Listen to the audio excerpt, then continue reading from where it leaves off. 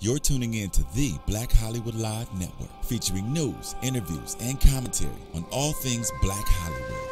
Hollywood redefined. From Los Angeles, California, presented by Maria Menounos and streaming live thanks to Akamai Technologies. This is Black Hollywood Live, 100% real, featuring in-depth discussion on movies and the art of filmmaking. Black Hollywood Live, Hollywood redefined. You're listening to Black Hollywood Live. And now, the host for Black Hollywood Live, 100% real. Hey, y'all. Rocky Star. No. I like this song. I like this better. Okay, good. So good. Chill it more. Chill, hyped up. Come on, Yes, 100% real. Keeping it real. Okay. Everyone looks lovely today. Bright. Yes. That's what I said. I said it's a red lip thing. What's your red lip, Chevonne? I just thought I'd be different. I was going to actually come with some fuchsia, but I was like, I don't know with this mic and, Your lips just disappear on the mic. That is so funny. Well, hi, guys. Welcome to another episode of 100% Real. Today, we're going to be talking about an American Hollywood, a nice little independent film coming out. I am your host, Chevonne Hughes. In studio with me, I have my other host across the table. Hi. And I'm Lina Green. Great. I love it. Who cares? Great. So we have an American Hollywood. It's basically a film about a young and talented filmmaker named Josiah who breaks free from his Brooklyn roots to set his sights on Hollywood success. Along the way, it's not so easy, which we out here know. Yeah. It ain't so easy. Hard in the streets. Right. And the film stars Richard Carroll Jr. as Josiah, who's the lead. Great lead. I love his character. And then we also have J.D. Williams as Dorian, who we know from The Wire, who we might actually be getting to call in later on tonight, or today, rather. Yeah. Hassan Johnson as Paul. I think he's also from The Wire as well. And we have Anil Raman as Trelock. I probably butchered that name. No, I think you're close. Okay. And then Samantha Esteban as Priscilla, one of the bad girls. We know her from Training Day and Harsh Times with Christian Bale. Sylvester Rasek as Angelo. And last but certainly not least, as Ioka, we have Azur-De in the house. All right. Thank you so much for joining us. Of course. I'm glad to be here. Good. She was like, when y'all gonna introduce me? She said, She's like staring me down. I'm like, why I got to be the last one? She's the lead female. No, but last but not least. Yeah. Did I pronounce the character's name? You correctly? actually did. Ioka. Ioka. Okay. Yeah, and you said my name right, which is I know. I was waiting for you. I was like, my name. yeah. Okay, it's Azur-De. Beautiful. Where do these names come from? You know, my dad, he's actually an architect, so he's really creative, and he loved the French language because he grew up hearing my grandmother speak it, and to have Creole background. So he just heard the word Azure, and he just loved it. And then his name is Dwayne, so he had a D at the end. No. Yeah, a little bit of blackness up in there. My nickname is Dee Dee, but really my name is Azur-De. Azur-De. Yeah, your friend Jonte, he said, oh yeah, Dee Dee's coming. I was like, who? Everybody who knows me calls me Dee Dee, so I know you know me if you call me Dee Dee. Like, what's up, Dee? Girl, I know you. But I just met you. Else is Azur-De. So tell us a little bit about your background, like where you were born. You were born and raised in LA, actually. Yeah, I'm actually super rare. I know, Yeah. I know. And especially doing what I do, I'm always on set. I'm the only one usually from LA. You know, most LA natives are like, oh, we don't care about this Hollywood stuff. Right. But no, I'm actually born and raised in LA. I grew up in South Central, actually. Wow. And, you know, I've lived here. I went to UC Berkeley, so I spent time in the Bay Area, and now I live in Studio City. So I'm an LA girl. Like I said, graduated from UC Berkeley with a degree in communications and theater and a minor in marketing. And, you know, I've been pursuing my acting career. Started out doing a lot of commercials commercials. You guys probably see me on McDonald's commercials and Payless, Dixie Cubs. I have a lot of commercials. And, you know, I've also been doing a lot of films, you know, a lot of independent films. So this being one of them. Yeah. And the other one being BET's Somebody Help Me Too. I was in a horror film like years ago. Scream Queen. Yeah, Somebody Help Me Too with Marion and Marcus Houston. It was like a kid movie. And then I've done recently one of my short film Stakes got accepted into the San Diego Black Film Festival and won for Best Short. So, you know, I'm kind of doing my thing in the independent market. So look out for me. What age did you start like acting, or have?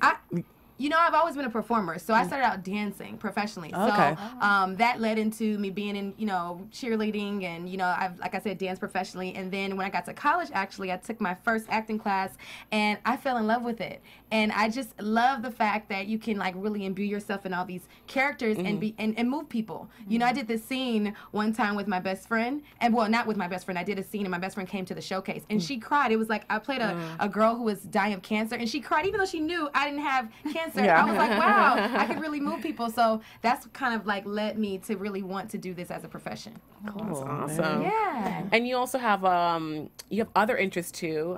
Like you have a little charity that you co-founded, right? Yeah, you know, one of my friends, Sam Hook, he's a songwriter. We were together a few years ago, and we were just talking about the things we wanted to do, and we just kind of came with this idea to feed the homeless, and that kind of led into this major movement of literally feeding the homeless every Christmas. We have people donate, and it started off really small, but we've grown to now feed over 20,000 families, 15 to 20,000 families. Just recently, the game was a part of it this last Christmas, so it's grown so much. But I do have a deep connection into uplifting my community, and you know, that was kind of one of the ways I wanted to reach out. So I'm really passionate about that. Yeah, very cool. What's the always name good. of the charity so people can support It's it? Give Back LA, pound Give Back LA. We do it every year, and usually right before Christmas, I usually send out a blast, and whoever wants to help. It's really just casual. For 2 days, we pack lunches, and we get, you know, all the old clothes together, and then we literally go out and hand them out on Skid Row on Christmas Eve and Christmas Day. I think I met someone who's part of your organization. She was Yeah. telling me about it, and I was like, oh, okay. And so when you said, I was it's like, very grassroots style. It's anybody who wants to help. It's not for credit or anything. We just do it out of the kindness of our heart. So it's a really dope movement. we need that we're more trying to young create. people doing that, like giving back. Like some Sure people, do. they get into this rut of Hollywood, and it's like, I'm Yes. so busy, I don't have time to give back. Give back, you feel so much where you have this light come from because you're doing good, and that it feels good. It does, it does really make you feel better. It's like that. I'm not sure if you guys watch Friends or anything, but I there's do. that one episode, Every episode I've seen. Wasn't there like an episode or something where they were trying to feed? There was someone was challenging Phoebe to be like, all charities aren't like super charitable because you still get that good feeling. Oh yeah. I And tried so, that too. It's like, but it does feel good. So you are kind of similar to your character, Yoko, right? Because like you're all studied up, you got your degrees, you're educated, feisty. yes, and you have some of those E's that they were the gentlemen were talking about. What was the 4 E's? It's like Education, empowered, empowered. and then you entitled. You think you're entitled to entitled. everything. Yeah. It was I'm not it was gonna- 4, yeah, but it was one that led into the entitlement. Right. Everything is entitlement or something like that. Right. My memory. So other than that, are there any other similarities that you can see in your character? Well, I would say the struggle of the African American woman experience pursuing Hollywood. I mean, obviously, I'm going through that now. You know, there's like limited roles and limited opportunities for us, so we have to work a little harder. And you know, a lot of times, you know, our fellow, you know, white actresses have, you know, a little bit more, so we have to kind of jump over backwards. And so I definitely related to that for like mostly because like I'm living that right now. Yeah. So yeah. There were some parts in the film where I was watching, I was just like, Preach. You know, you got. There was a lot of the like, Right. really? That's, Yeah. I mean, And I everyone, was that voice for those people that understand that. So Dude, and I don't want to play the bashing, but do you think there was some women bashing in this film? Because we talked about we it. talked we about it. did. We're going to keep it real It's because like- I want to talk about that. Was like, I mean, because you know, men. women movies, they have their male bashing. You know, like when the Single Moms Club, we did an episode of Single Moms Club. Start with us, girl. Yeah, so like, you know, so it's kind of like, okay, I'm gonna give you a little bit of some women hate right now, but like, Yeah. it was just like, one-sidedness. yeah, I mean, it was a little. I mean, it obviously was. I feel like in a lot of ways it was that, and also it was one-sided when it comes to LA and New York. You know, like Yeah. you know, this is a passion piece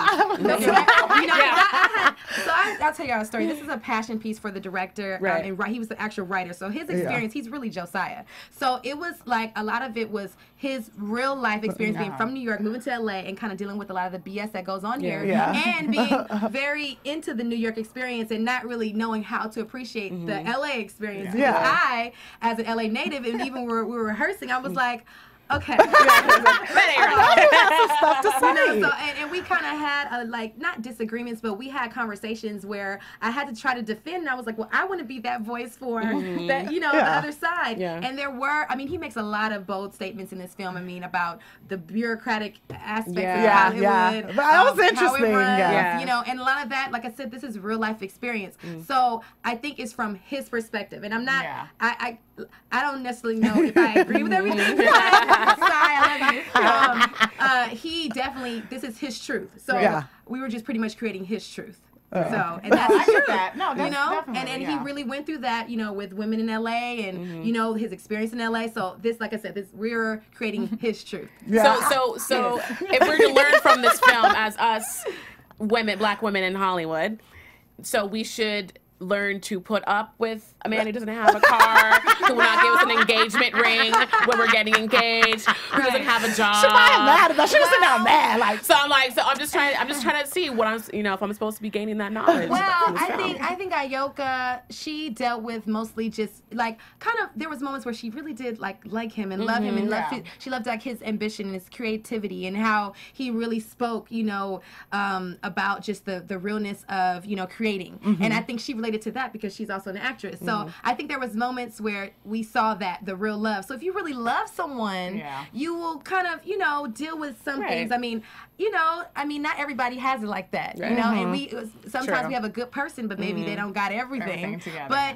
there's parts of them. I think she struggled with that. I think she struggled with this guy who she does really like. Because even when her friends were kind of saying on stuff, she kind of was like, well, she does really love him. So I think in life and as black women and women in general, if there's love there and if it's a real love, we kind of accept certain things, So we gotta be careful of our girlfriends pouring a little bit of poison in our ear about. Sometimes it could be hate too.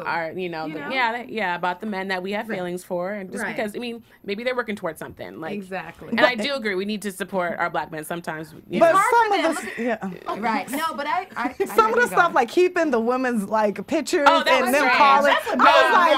You disrespected that either, and that's why I felt like in that moment when she saw that, it was just like, are you serious? I'm doing all this stuff. I'm taking care of you. I'm giving you gas money. I'm driving you around. Paying his bills. And all that. And you say the pictures of the girls. I didn't mind. I was like, why she trimmed up that weed? If you guys don't know what we were doing, anytime that Ayoka's love interest, Josiah, would come around her crib, he would smoke weed. Even at his place when she came over. Right. So, but especially at her place, like, this is my place, don't do that. She would break out this air freshener. Every time. Which I think any person who's smoking weed would instantly put that stuff out there. Yeah, exactly. I know, it didn't bother him. He was not phased. Readily available all the time. And so a little element of the movie that I really enjoyed was the comic book side. Oh, yeah. And the animation was actually done by the director or his brother. Was it done by Sai? Yeah, Sai is the director and writer. This is his entire vision, and he used the metaphor of the superheroes because I think he feels so connected to the real artist struggle. And so many times we don't really see that celebrated. We look at it as like, I don't think a lot of people know how hard it is for upcoming actors, writers, comedians. They don't really know. I don't think we've really seen that struggle. And so I think he wanted to paint it as it's a beautiful struggle too. So it's like we're heroes in a sense. Obviously you have your different characters, the villains, the heroes, I'm the power girl. Right. But why were you deemed power girl? Was that because he was trying to portray you like you wanted to keep the power in the relationship, or what exactly was the reason? Because a lot of the special effects and the whole superhero thing came after, so I didn't really know that I was the power girl shooting it. First of all, I shot this 2 years ago. Wow. A while ago, and it's crazy. You never know what films are gonna do. I mean, this was so long ago, but when we were shooting it, he just told me that basically Ayoka is the unknowing antagonist, and she provides like the perspective that maybe he doesn't want to hear, but he has to listen to. She always presents him with for him to face himself. Yeah. So I think the Power Girl dynamic, this is my own interpretation because I actually, like I said, it came afterwards. But I assume that, you know, it is a power struggle with both of them. You know, they're kind of trying to top each other, and she's like that power that he either has to succumb to or he has to either match, or, you know, it's kind of like this power struggle between them. And also, I think he also is celebrating Black actresses because we are powerful, and there was a lot of aspects to her that was strong. She wasn't like this meek person that just accepted things. She spoke up, you know, every time. She challenged him. So I think all of that, you know, kind of relates to the Power Girl aspect. That's what I'm assuming. But everybody was a certain character, you know? Yeah. Do you think your character was kind of villainized toward the end? It was like, you know, I think I agree with that. I do think that she was somewhat villainized because, you know, I think she would have held on, you know, had you know, she not seen those pictures and she not kind of felt like he was going. So and then of course her demise was when she got into a new relationship and it ended up being like terrible. So I do think that she kind of was a little bit at the end. Yeah, we were talking about that relationship before you got there on how it was just why does it got to be the white dude who like I love interracial dating, but why did it have to be the white dude who was mean to his mom? Like that was such a bad stereo. That was bad stereotype. I'm like that's like her comeuppance. I didn't really care much for that part. But she didn't come up though. That wasn't a come up. Like her comeuppance. Like that was her. Remember how before he was like, there's one moment when you're gonna realize that you left me, you messed up. And when you were standing in the mirror looking at yourself and they were cutting away to him yelling to his, like saying, fuck you, mom, fuck you, mom. You had me in your wound. I had to rewind that and be like, did you just say fuck you, mom? Right, and that was kind of like, they were kind of showing that is this is what you chose. That's going to be the future for the relationship. I was trying to, you know, wrap my mind around it because she was down for him. Yeah. In so many ways, a lot more than most girls. They would say LA female would do. Right. And you know, they tried to bring the other chick in there. I can't remember. The one from New York. And they showed her cooking and rolling the blunt. She cooks and rolls the blunts. But you was doing other stuff. You was dropping him off, picking him up. I like I said, this is Sai's truth. You know, so I mean, I wish Sai was here and he was able to call in, but I believe that this is his perspective because I felt like she should have had, you know, I believe that she represented just what Sai in his head envisioned the LA girl experience. You know, with also, you know, the you know, acting and just like the typical you know, the typical LA girl. Yeah. You know? How do you feel about that, being a LA girl? I mean, because you're seeing I'm so diverse and so multifaceted, and there's so many aspects to me that are, I'm so, you know, dimensional. So, like, I think there were times when, you know, Sai and I would, you know, kind of have to come to a consensus on, you know, like who this woman really is and what she represented for the movie. And so, like I said, this is Sai's truth. And I did my best to create his truth. You know what I mean? Well, I was saying outside of the movie. But outside of the movie, you know. The LA girl stereotype. I feel like LA girls get a crazy stereotype all the time. And it's not y'all. And honestly, I'm going to say this, I don't know who and whoever is paying attention right now, it's the people that move here. That's what I'm saying. I'm the most down to earth. I only hang around those kind of people. I don't hang around the pretentious people. Like, we don't care about this Hollywood stuff. I've been around this since I was little. None of this fazes me. I'm in this for the art. And I'm not trying to, like, oh, I want to be famous and be cute all the time, and I'm just this superficial girl that wants to fit in. I already know who I am. I'm very clear. So I think, unfortunately, people that come here are in the Hollywood world and they're around the people that have moved here and that don't know who they are, and they're trying to find who they are, and they ended up, you know, meeting those people, and those are not representations of LA girls. They're not the representation of LA girls. Because the LA people I meet are always just they cool, they chill. We're chilling. People trying to come over here and act as if there's something that they're not. The guys, I'm saying it. I said people. The guys are just joining that game a little bit late, but they are in there and strong. I don't even want to talk about the game. That's another. It's Hollywood, so this is what we get in. It's Hollywood. Everybody wants to kind of subscribe to this Hollywood system. So I mean, you know, it's how it goes. I have to vouch for him with the whole New York thing. I just came. My sister lives in New York now. We're from Texas, but we just came. I love New York. I do. I love it. It's amazing. I love LA, but I love New York. It has so much personality. It's so interesting. It's so much culture. It's so much to do. So but that weather, not that weather. I couldn't deal with that weather. You're right about that. But yeah, they paint that New York as such a vibrant, creative city, and then the stark difference of the desert of LA, which is like no creativity, which is ironic because we're like the hub of film and television. Exactly. I don't know. It was interesting. I mean, now I feel like downtown LA is starting to they're trying to be like a more mecca of metro. Yeah, that vibrant. We have New York space. apartments. You mean tiny? Right. New York style. You want us? I want to talk about the casting process. So. I know this was 2 years ago, so tell us about how that all came about. So my manager actually submitted me on this audition, and I just got some sides. I didn't really know what to expect. I read one of the scenes. I was like, oh, okay, I like this character. She's kind of cool, kind of like me. Yeah. So I went in and I did my thing, and then I had Sai was actually in my audition, and he kind of told me to do different things, and after a while I kind of felt like I understand her, so after that I think it was a callback too. This is, like I said, it's 2 years ago. Don't I think there was a callback, and then I think the final decision became down to me and another person. They wouldn't tell me who it was, and that means it was a name. Yeah, it was a name. Tell you. And so I was like, oh gosh, why did you even tell me that I'm down to me? Because I think they were trying to really figure out who they wanted, and so in the end, I ended up booking the part. So it wasn't really a strenuous audition. I had an audition, and it was a callback, and then I got the role. But sorry, did you read with the other Josiah? No. Actually, no. It was just I read with the reader that they had an audition, and then also in the callback it was another reader. So and they had me improv. Yeah, they never did the chemistry test. That's right. Later. But amazingly, y'all had amazing chemistry. It was great. And you know what?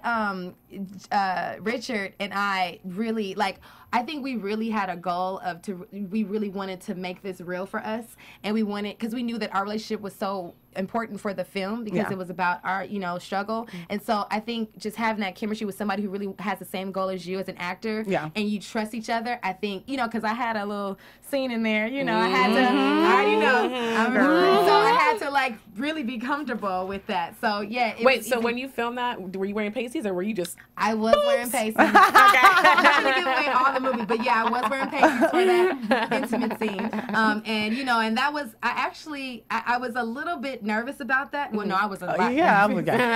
But Sai and everybody in the production team, they assured me he made sure it was so comfortable for me because I was so oh my god, I don't know. Yeah. But I think it was done tastefully, and it was for the story. It wasn't insert sex scene here. It was a part of their love and to show their growth. So it was interesting. And y'all had so many really organic moments. The moment when you realized you were falling in love with him. I thought that was so nice. I was like, the chemistry. And I was when you stop, you're looking. It's whoa, what you looking at? You big head. I think there were some really good moments. I do agree with that. It was kind of I mean when you're in acting, and I feel like it's experiencing. So I don't like to say acting, but when you're experiencing and when you're kind of letting yourself just go, the natural things kind of happen. And like I said, because I trusted Richard so much, I didn't really think about anything. I was just there with him, and I understood, who Ayoka was him, and that was it. Did y'all hang out before?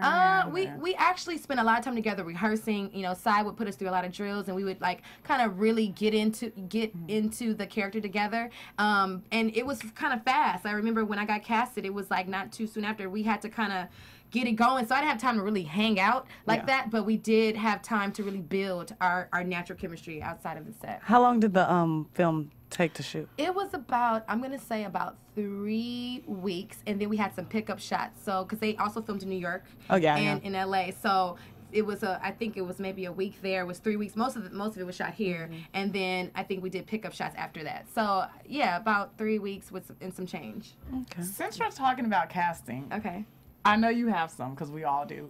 Give us a horror story, casting. Well, don't name the casting director or the project. Wait, a horror story about a process? Just for an example, a lot of people try to scheme out here. They mentioned it in the film. They want you to take off your clothes. I can't believe that happened. Oh my goodness! Surprisingly, I'm just trying to think. I don't really horror story. I mean, I've had interesting. Give us something. Let's see. Oh, that's a good question. Well, did you ever have one where they were like, "Can you be blacker?" Oh, you know what? Okay. I get that a lot. One of the commercials. This is I don't know. Can your hair? Like because you were wearing that wig in that one scene. Yeah, which I had to do. That wig though, I actually use on some auditions and commercially, because you know commercially they want the girls to have I did the same thing. So I went and I actually booked this commercial. I don't know if I should say the commercial because don't say the commercial. Anyway, that's fine. So and I wore that wig, and so it was a white girl casted, it was a Mexican girl, and I was the token black girl. Yeah. So on set we're filming this, and you know I had to do I had to say a line. If I say the line, you'll know the commercial. I had to say the line. And then the director said, you know, yeah, can we be more sister girl in front of? It was like quiet. He's like, I've had that said to me. And I was It's like, not. so sister girl means like, you know, be more black. And I was like, okay. And in that moment, I knew that this makes me feel a certain way right now, but it's like it's just the norm. It's the reality. Like be more sister girl. But now, but I know now things are starting to change. Like, we're getting more. What's the old girl on Sleepy Hollow? Like, you know, she's not. Batari.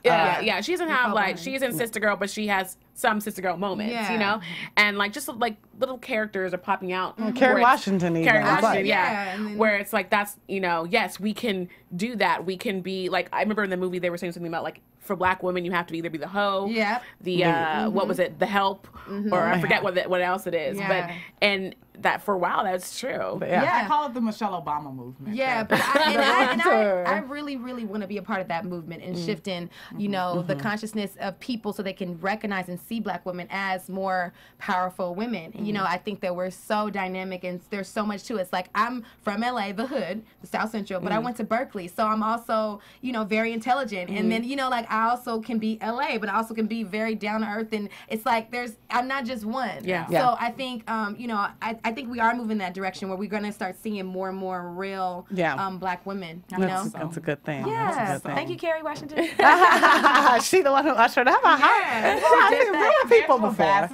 No. Yeah, but the Kerry movement, the scandal movement, you guys already know. And one of the themes that they talked about in the movie was kind of, briefly, it was kind of like about selling out. Like Josiah was told to write a script based on this one novel by the evil suits. Dum dum dum. Do you think that, because every artist kind of comes up to this point where you got to decide, do you want to do this for the creativity and the love of it, or do you want to change yourself some, maybe a lot, just to get to that success or that notoriety, the money. Do you think that changing yourself a little bit is not that big of a deal, as long as it doesn't compromise your yourself, right? Your integrity. Yeah, your integrity. How much change do you think is necessary? You know, this is an excellent question because I think that we deal with this a lot. And so, number one, I feel like as an actor, whoever is the person that is going through this has to establish what they really are in this for. And for me, there's no way I can do this just for fame or just to be celebrated or admired. I really want to have an impact. So because I know that, my moves and everything I do have to reflect that. You know, and I've made some mistakes. You know, I'm not perfect. There's a commercial running, and I'm like, oh God, why did I do the commercial? But regardless, like I'm not in it for, you know, there's certain things I'm in it for. So I think you have to, and then you have to understand your audience. Like I know, you know, I want the audience to. I want to relate to the audience, but then I want to take them higher. Yeah. So I'm not trying to just completely just, you know, I think there is some level of compromise, you know, but I'm not going to do a porno. I'm not going to, you know, just so I can get fans. I'm not going to do anything just to get followers because we're a follower generation now. So everything's about the followers. I don't get caught up into that. I just do what I do. I put out what I believe in. And, you know, and I don't mind being risque. Obviously, I have a sex scene in this movie. So I want to go into the character and be true to my art. But at my level that reflects where I want to be and how I want to inspire people. So it just depends on the person you are. I mean, there's other women that may be like, look, I'll do anything. I'm not even tripping. That's not me. You know? So it just depends on who you are. I definitely agree. I hear those stories like I do a casting show and they was like, black women think they're too good to take their clothes off stuff. There's a European around the corner waiting in the car. And they do. Well, 9 to 10 the roles are different though for those like so if you're gonna be doing this film that's gonna be a Cannes Cannes Film Festival. Like, okay, you know, but you have to see what it's worth for. Has to I feel like part of the story in a good way. You gotta be smart about it. Like I'm not just gonna do that. Like, I mean, obviously this movie is doing well, and like, you know, I felt like it wasn't, you know, too bad. I felt like it was still in the context of which I'm comfortable with. It was definitely. And if it's all right with you, I think we're gonna add one of your co-stars into the conversation soon. If we can get J.D.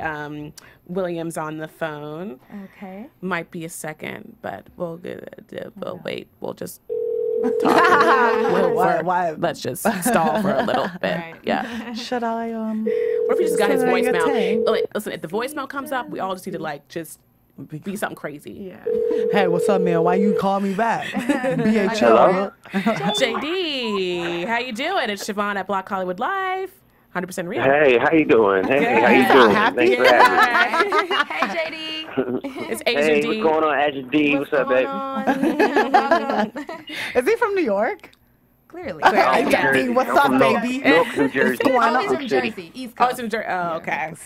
So, JD, you played Dorian, a.k.a. Madcap Man, whose special powers are brutal honesty, correct? Yeah. I was about to say that can be true, yes, but definitely, that's one of his things in the film itself. Yes. And because he's a aspiring comedian, or... Yeah, well, he's a comedian, but, you know, the lead character also uses him for his own little, you know, projects also. So he acts, you know, for his friend, you know, to help his friend get to, you know, where he wants to be, too. So, you know. But his primary thing is definitely the comedy thing. Gotcha. How close to your character are you with the whole funny guy? Because I know you're kind of like that comedic release in here. So He's hilarious. Well, I mean, yeah, I can be. As far as this particular project went, it's pretty close. You know, I can be pretty silly when I'm in the mood. And the character, the way that Sai wrote him, the character was pretty, you know, quick, and you know, he had something to say, so it wasn't just a bunch of, you know, nothing coming out of his mouth or idiocy. So yeah, you know, I can say, you know, as far as characters relate, you know, his silliness quotient was kind of close to mine. Yeah.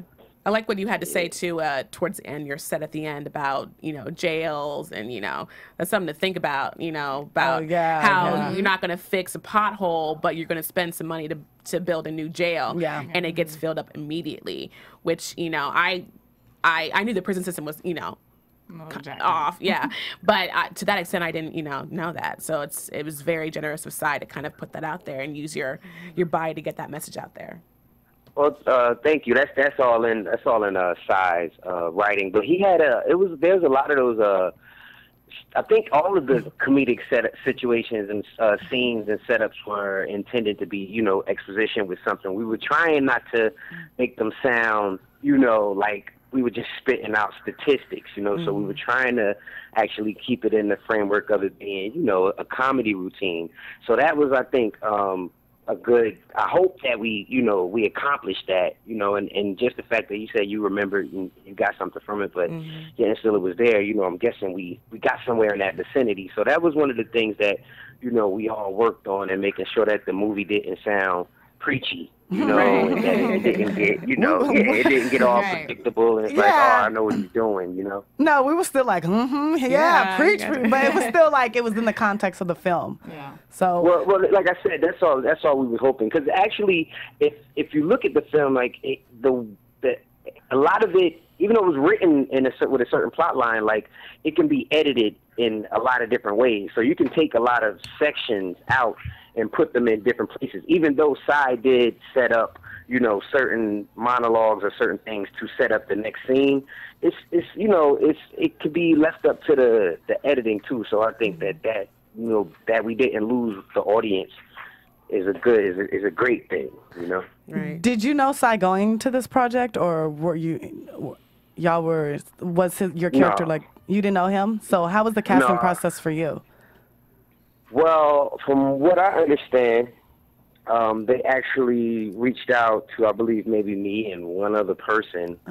And Sai told me, actually, when he was writing the script, you know, he kind of had me in mind. And there was, of course, a slightly different version of the script, but it was pretty much the same. It was just a kind of a character split that he did. So it was like the characters kind of represent personalities also, you know, like Dorian and the lead character are kind of, they best friends, but they almost kind of could be the same guy, you know.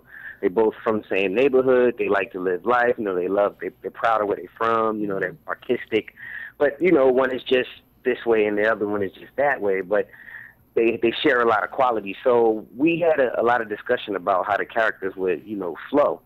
And I think, like I said, like it's another thing about the script that had a parallel. Like we could have interchanged. Like it could have been me playing, you know, the lead or somebody else. Shout out to Anil because he did a great job. That was the other comedian.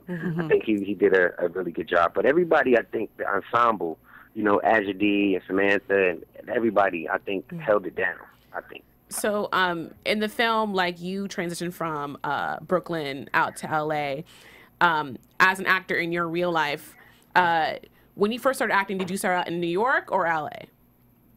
Well, I'm from Newark, New Jersey, like I said, so I definitely started out in New York. He's so gotta make sure.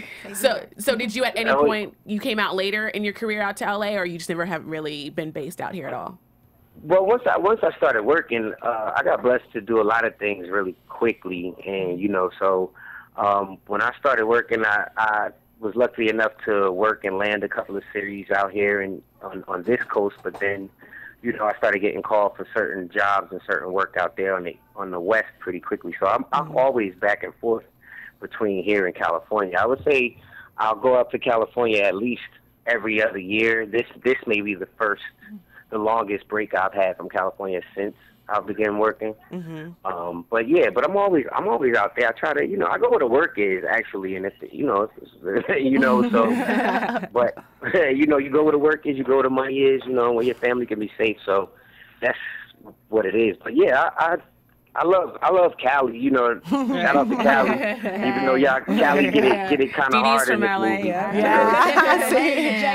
I know a lot of our viewers and our listeners know you from The Wire. We're interested to know what else you're working on. What else can we see you in coming up? Well, immediately, I guess if people have been watching like any regular TV, you can catch me on. I was on The Following. Yeah, they did you wrong, Carlos. Right? And then actually, I just did. I'm doing a couple of more episodes of The Good Wife. And actually, my character, I'm thinking about it too. That character's name is Dexter Rojas. So I don't know what's up with now. Dominican, Puerto Rican. Spanish name. Yeah. You passed it. I'm not mad at you. Yes, more roles for you. Yes, you know. Wasn't answered. Do you do stand-up comedy in real life? Yeah, I have a couple of times, and I actually took a break from that to, like I said, focus more on just making sure I was getting work and taking care of my daughter and everything. But I'm always writing, so I screenwrite also. So I'm usually shooting something, even if it's just a small project for myself, or writing something, you know. So, but yeah, I did do. I don't know if I should say I do stand up because I haven't done it in a few years now, but I have done it several times, and I host a lot. So nice. I don't know if you could count that. Count that. Well, JD, thank you so much for taking some time out of your Friday to come and chat with us. Well, we really thank you for having me, ladies. I appreciate it. Thank you very much. Yeah, so down to earth. Great guy. So the movie is opening July 18th, right? Yes. At a couple... Is he still online? JD, are you still there? Yes. That was your cue to hang up, JD. I know. Oh, no. I'm here. Oh, you're here? Okay, so I keep listening on. That's cool. So it's opening in 3 theaters, I think. I think it's 4, right, JD? It's July 18th. It's going to be at select AMCs. I believe it's one in Elizabeth, New Jersey. I think it's one in Cherry Hill, but I could be wrong. And I believe we have one in Manhattan also. And Neshiminy, which is Neshiminy? Is that Neshiminy, I believe, is in New York. Okay, so that one too. That one might be near the Village somewhere, I think. I know y'all had a screening like last year and it was sold out. Are y'all gonna do any more screenings? We had a screening at the Urban World Film Festival. Okay. So right now we're trying to get as many people on the East Coast at those theaters. Yeah. And if it does well, then it's gonna go extend to Chicago, Atlanta, and LA. So if it's in LA, we can all go. I'm so down. One of the things that I just wanted to convey about the film is because I think if we just let the right people know what kind of film it is, and they know that it's there for them to see, I think we'll get all those people to come out. So people who are listening, this movie, American in Hollywood, it's basically, if you want to see Black Entourage, or if you want to see a good date movie with your boo, is something that y'all definitely gonna walk out and talk about. Or even girls, I think women can go in and enjoy it just themselves with their friends. So anybody who mainly people who fit in that group, you go see it, you definitely gonna enjoy it. Young actors who want to know a little bit more about the business and might want to see that, they can go check it out because it really has a honest and true quality, authentic quality to it. Absolutely. Yeah. So We can add this to one of the films. I just want people to know because you won't, the way the film is going to come and go, and yeah, people might catch on a little late, but I want people to know right now, this is something you should definitely go see it. It covers a lot of bases. Excellent. It covers a lot of bases. You should add it to the canon of films that we need to watch when we come out today, like Hollywood Shuffle and what have you. We don't always agree on liking the same film, but this was a film we all agreed on. It was great, and we really appreciated having you guys here. You too, JD. Thank you so much. Oh, thank you again. Y'all have a nice day. But you gotta hang up now, okay? All right, Azure. I'll talk to you later, man. Y'all be good. All right. Bye, JD. And before we let you go, Azur-De, is there anything, any last notes or anything that you're working on right now that you want to talk about? I just want to make sure that I really appreciate what JD said at the end, and I do believe that people will connect with this movie, especially if you're an artist, and anybody else that just really doesn't understand the Hollywood struggle, I think can appreciate it. I am, I'm an actor, so whatever I book, I put out there on my social media. You can follow me at Azur-De, so it's Azur-De, both of my names, and then that's on Facebook. I'm sorry, Instagram and Twitter, and then Facebook is Azur-De. So be on the lookout. I'll be putting out the stuff as I book it, but some good stuff coming up. I can't really say too much because I want to make sure I get it, but so there's some stuff coming up though. Excellent. And I know that you can check out the film's website. Oh yes, the film website is www.anamericaninhollywood.com. That's ANAMERICAN. Use that Berkeley education. Go check it out and you'll see the information about the theaters, which specific theaters it's playing at. But please, everybody, come out and support July 18th. All my East Coast fam, we need you. Right. Well, hopefully you guys will go into the theaters, and you guys on the East Coast that are listening and watching. Well, that was an awesome show. And you can find my social. No. Let's get to that. Keep going. Go ahead. Okay, you can find me at just Lina Green on Instagram and Facebook. You can find me at Erica J. Green, Facebook, Instagram, Twitter. And you can find me on Twitter at Chevonne_Hughes. My website is ChevonneHughes.com. All right, ladies. Let's go and get some lunch because I'm hungry. We did keep it real. Thank you for watching another episode of BHL's Black Hollywood Lives. 100% real. We'll catch you next time. Bye. From producers Maria Menounos, Dario Kristen, Tiana Hobson, Kevin Undergaro, and the entire BHL crew, we would like to thank you for supporting Black Hollywood Live, the first online broadcast network dedicated to African American entertainment. For questions and comments, contact us at info@blackhollywoodlive.com. Like us on Facebook, tweet us, or Instagram us at BHL Online. And I'm your BHL announcer, Scipio. Instagram me at Planet Scipio. Thank you for tuning in. He was at the Hollywood Redefined. The views expressed here are those of the host owner and do not necessarily reflect the views of BHL or its owners or principals.